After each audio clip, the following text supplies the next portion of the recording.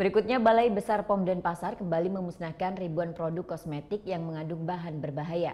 Selain kosmetik, petugas juga memusnahkan produk obat dan makanan senilai 1,2 miliar rupiah.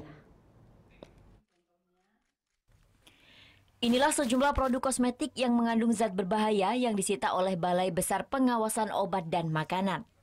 Meski pihak BB POM terus melakukan pengawasan dan penyitaan terhadap produk kosmetik berbahaya, namun masih saja ditemukan beredar di pasaran. Jenis dan jumlahnya pun cukup banyak, yakni mencapai 1.400 jenis. Total produk kosmetik yang disita periode Juli 2017 hingga Desember 2018 mencapai 28.000 kemasan. Kepala BB POM Denpasar Gusti Ayu Adi Aryapatni menghimbau kepada masyarakat untuk selektif memilih dan mencari informasi sebelum membeli produk, karena produk tersebut cukup mudah ditemui di pasaran.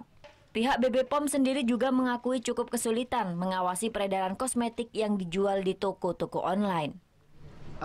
Selain karena memang konsumen ya, masyarakat juga ibu-ibu itu termakan iklan karena mau putih umumnya itu di krim-krim pemutih ya, isinya merkuridokinon. Jadi karena konsumen masih ada permintaan gitu, ada demand. Jadi ini juga perlu edukasi terus-menerus dari kami pemerintah agar konsumen tidak tergiur iklan.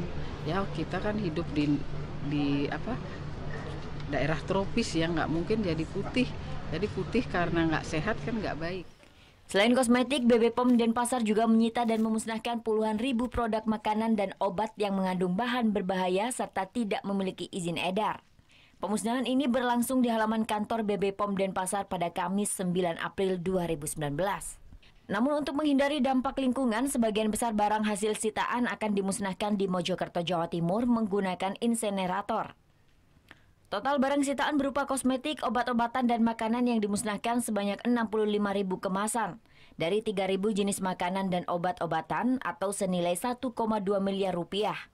Barang-barang tersebut disita dari berbagai wilayah di Pulau Bali. Surya Sanjaya melaporkan untuk NET.